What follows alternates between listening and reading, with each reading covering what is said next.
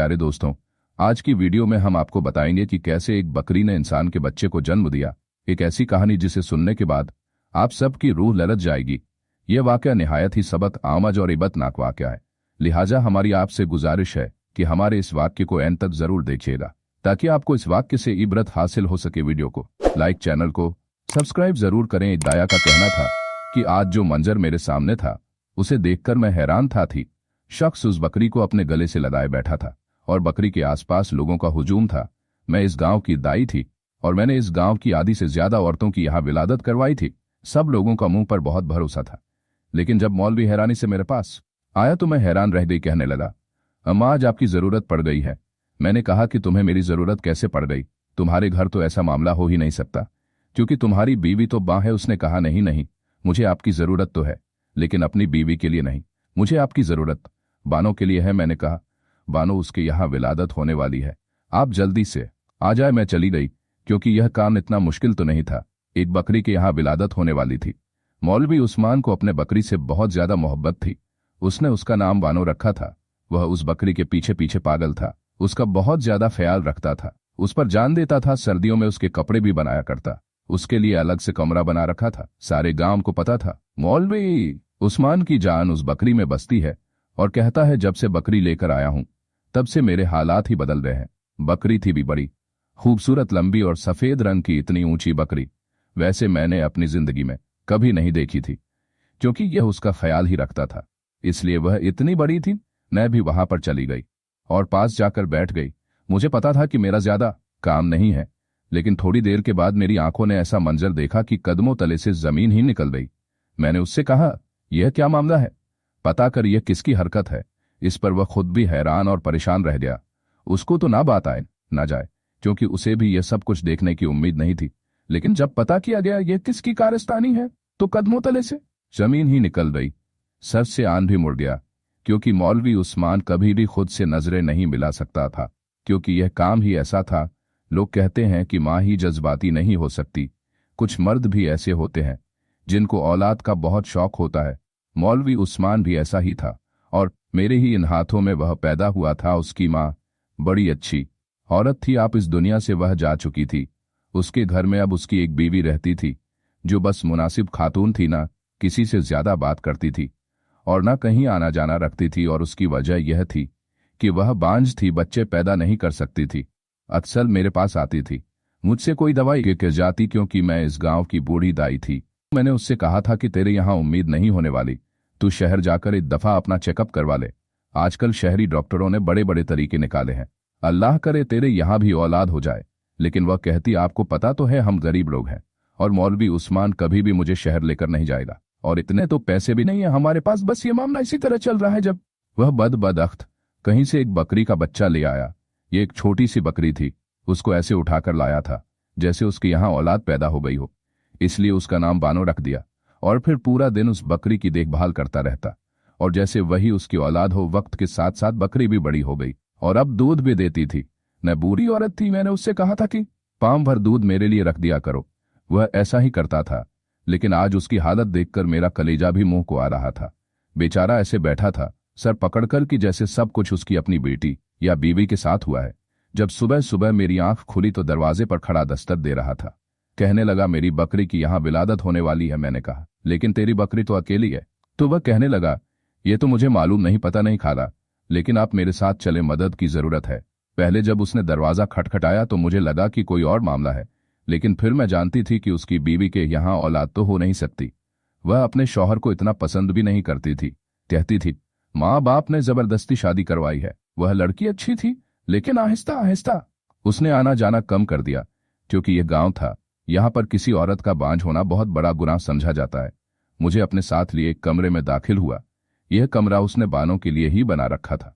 वह वहां पर बैठी कुछ बीमार सी लग रही थी। मैंने कहा, देखो ये मेरा काम नहीं, लेकिन वह जो जानवर का डॉक्टर है ना, ये गांव छोड़कर चला गया है। मैं तेरी थोड़ी बहुत मदद कर देता हूं। मैं वहां जाकर बैठ गई और मैंने अपना हुक्का भी अपने पास रख लिया। मुझे क्या पता था कि आज मेरी जिंदगी का अजीबोगरीब दिन है और मुझे कुछ ऐसा देखने को मिलेगा कि मैं हैरान रह जाऊंगी। मैंने उससे कहा, तू बाहर चला जा। मैंने हुक्का पीना शुरू कर दिया। जब थोड़ी देर के बाद मुझे अपने आसपास से किसी नामालूम बच्चे की आवाज आई, मैं तो हैरान रह गई। मैंने कहा, यह आवाज कहाँ से आ रही है? फिर मैंने सोचा कि ये मेरा बहम तो नहीं कि बच्चे की आवाज मेरे दिमाग में गूंज रही है। इतनी औरतों के बच्चे पैदा करवाए थे, इसीलिए ऐसा लगता है ये सब अब मेरे साथ रोज ही होता है। लेकिन जब मैंने एक तरफ देखा तो हैरान रह गई। बानो की हालत अभी भी खराब थी, लेकिन उसके पास एक बच्चा पड़ा हुआ था जो रो रहा था। मैंने बानो को चेक किया, उसका पेट पहले से छोटा लग रहा था। मेरा तो दिमाग घूम गया। मैंने कहा, यह क्या मामला है? लेकिन वह बच्चा ऐसे ही घास पर पड़ा था। मैंने जल्दी जल्दी से उठाया और अपनी चादर में लपेट लिया। जब मैं वो बच्चा उठाकर बाहर निकली तो सामने मौलवी उस्मान की बीवी और गांव की औरत खड़ी थी। शायद वो भी बकरी का दूध लेने ही आई थी। लेकिन जब उसने यह मंजर देखा तो वह हैरान रह गई और उसने मुझसे पूछा, यह किसका बच्चा है और यह बच्चा कहाँ से आ गया? तू तो अंदर बानो के पास थी, उसकी तबीयत खराब थी। मैंने कहा, हाँ, अब मैं तुम लोगों को क्या सब समझाऊं कि बच्चा कहाँ से आया है? मुझे तो खुद नहीं पता, लेकिन जल्दी जल्दी इसको संभालो, नहीं तो यह बीमार हो जाएगा। मौलवी उस्मान की बीवी ने आगे बढ़कर बच्चा मुझसे ले लिया और कहा, मैं इसका ख्याल रखती हूँ। वह बड़ी जल्दी जल्दी आगे बढ़ गई, बच्चे को लेकर अंदर जा रही थी। जब मौलवी उस्मान ने यह मंजर देख लिया, उसने कहा, बानो कैसी है?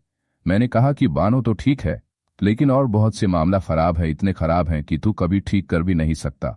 उसने कहा, क्या मतलब? और मैंने उसे बताया कि तेरी बकरी की यहाँ विलादत हुई है, बच्चा पैदा हुआ है। उसने कहा, अच्छा कैसा है? तीन बच्चा। मैंने कहा, इंसानी बच्चा पैदा हुआ है। कम वक्त ये बात करने की देर थी। वह हैरान रह गया। उसने कहा, क्या मतलब इंसानी बच्चा पैदा हुआ है? अम्मा, मैं आपको नींद से जगा कर लाया हूं। इसका मतलब यह नहीं कि आपके मुंह में जो बात आए वो करो। अगर आपको नींद आ रही है तो आप दोबारा जाकर सो जाओ। लेकिन ये कैसा मजाक कर रही हो? उसने कहा, मजाक जाकर? देख, तेरी बीवी अंदर क्या लेकर गई है। वह फौरन अंदर भागा। मैं भी उसके पीछे गई। उसकी बीवी ने उस बच्चे को कपड़े में लपेटकर अपने पास लेटा दिया था और दूसरी औरत को कहा कि जाकर अपने घर से बच्चे का फीटर और दूध ले आए, क्योंकि उस औरत के यहां भी अभी बच्चा पैदा हुआ था। वह दूध लेने आई थी और अब उस बच्चे को दूध पिलाया जा रहा था।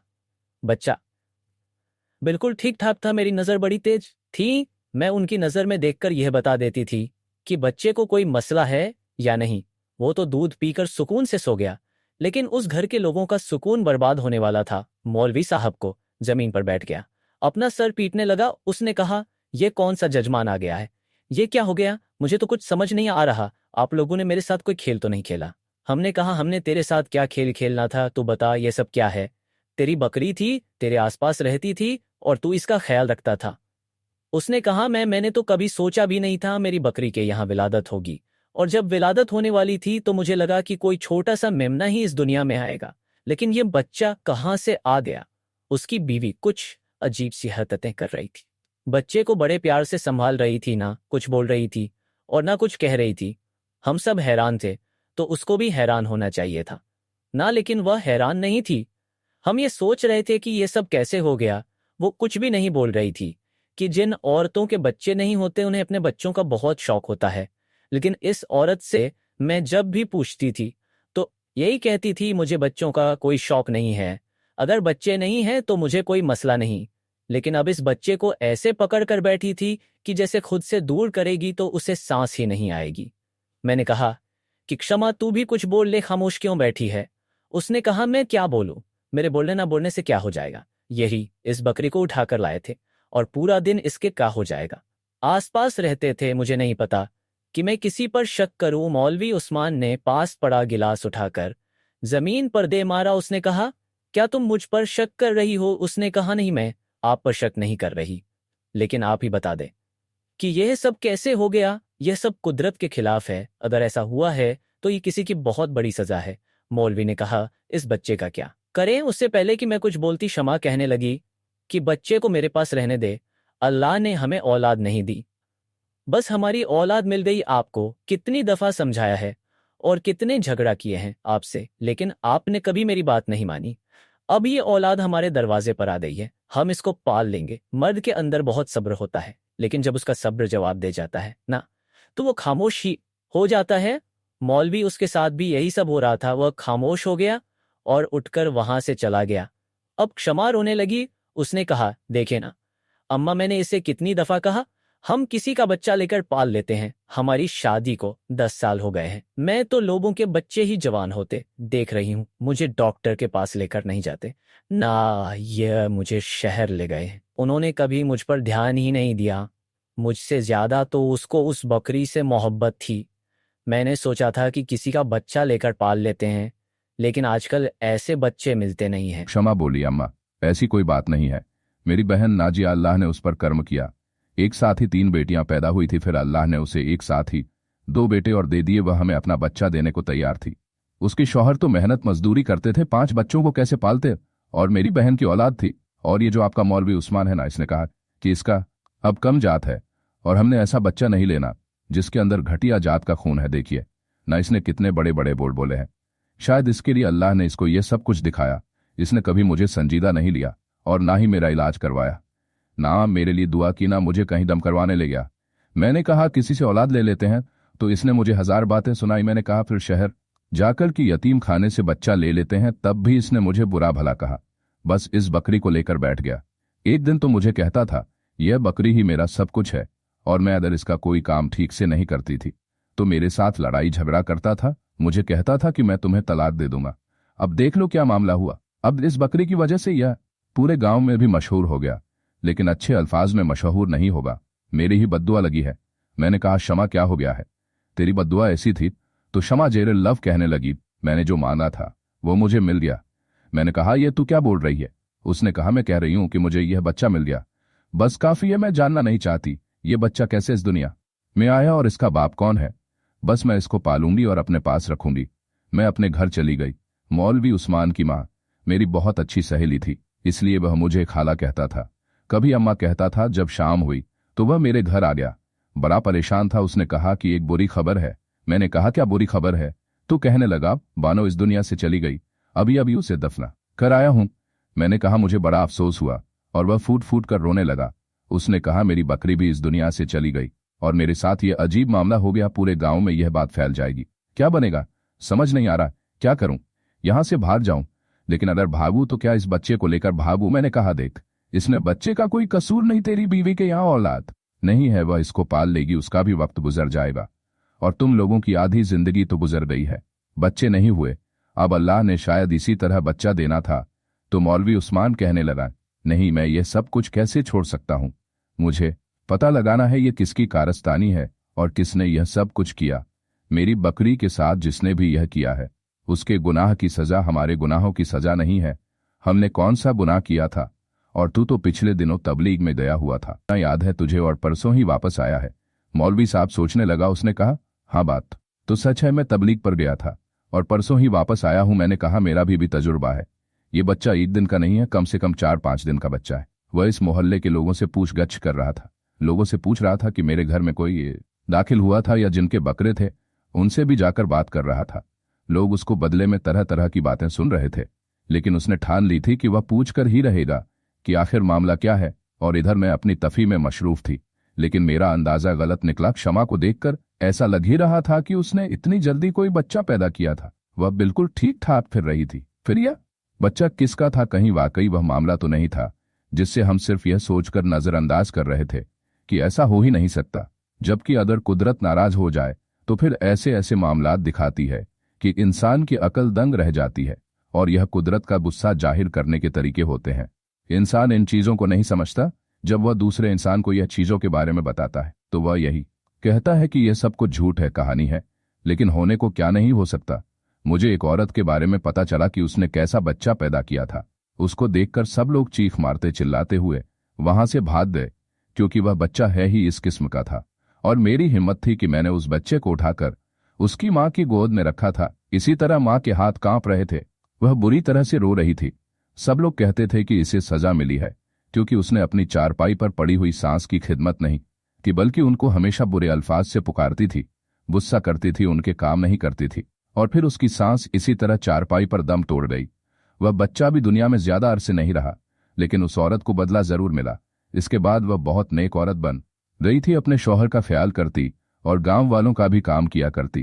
क्षमा बच्चे का बहुत अच्छे तरीके से ख्याल रख रही थी। बच्चा बिल्कुल ठीक था और सुकून से सो रहा था।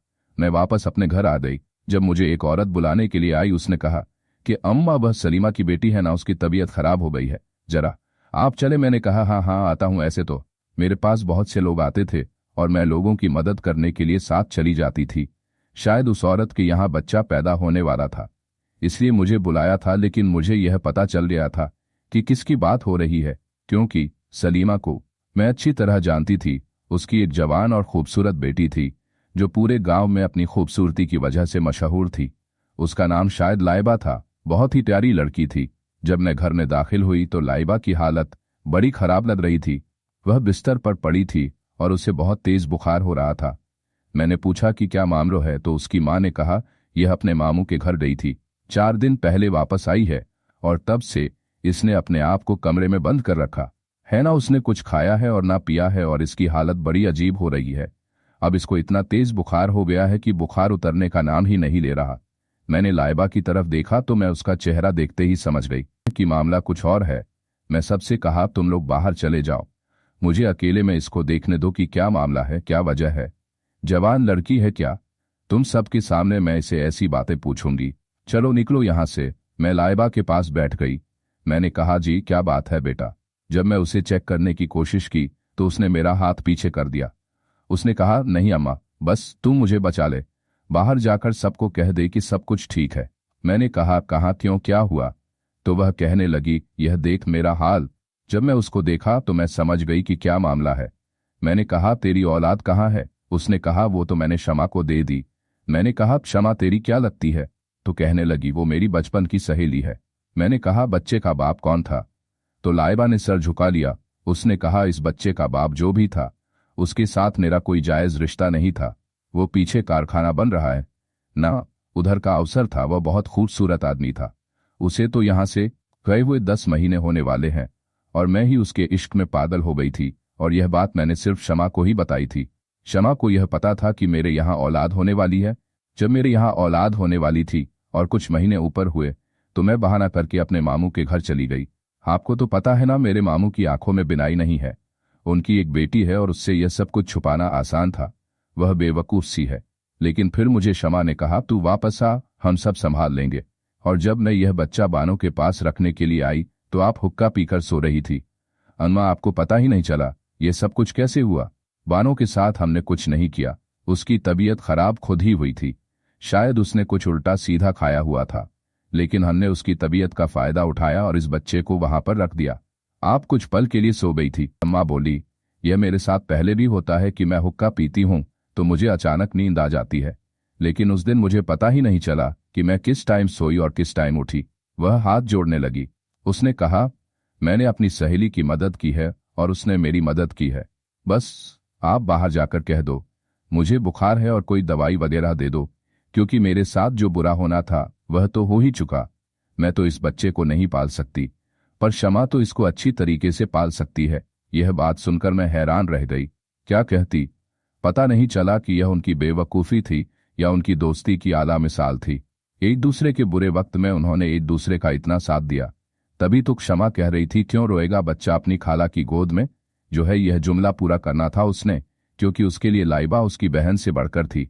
मैंने कहा अब जो होना था हो गया। मैं खामोश सिर्फ इसलिए हूं कि इस मासूम जान को एक मां मिल रही है और तेरे घर वालों की इज्जत सलामत रहेगी, वरना मैं यह बात सबको बता देती। मैंने सबको बाहर जाकर कह दिया कि लाइबा की तबीयत खराब है, आप लोग उसको कुछ दिन बिस्तर पर ही आराम करवाए, इसके बाद वह ठीक हो जाएगी और उससे ज्यादा सवाल नहीं करिएगा। इधर मैंने मौलवी उस्मान को भी समझाया कि बच्चा जैसे भी इस दुनिया में आया अब यह तेरी औलाद है, तू ही इसका ख्याल रखना। शायद अल्लाह ने तुझे इम्तिहान के लिए चुन लिया है और तू भी इसी में हो, जांच तो सब ठीक हो जाएगा। उसको भी मैंने समझाया और क्षमा से भी मैंने कोई जिक्र नहीं किया। लेकिन यह बात वाकई बहुत अजीब थी कि इस बच्चे के आने के बाद मौलवी साहब के हालात बहुत बेहतर हो गए और उसके घर में दौलत की रेल फेल हो गई।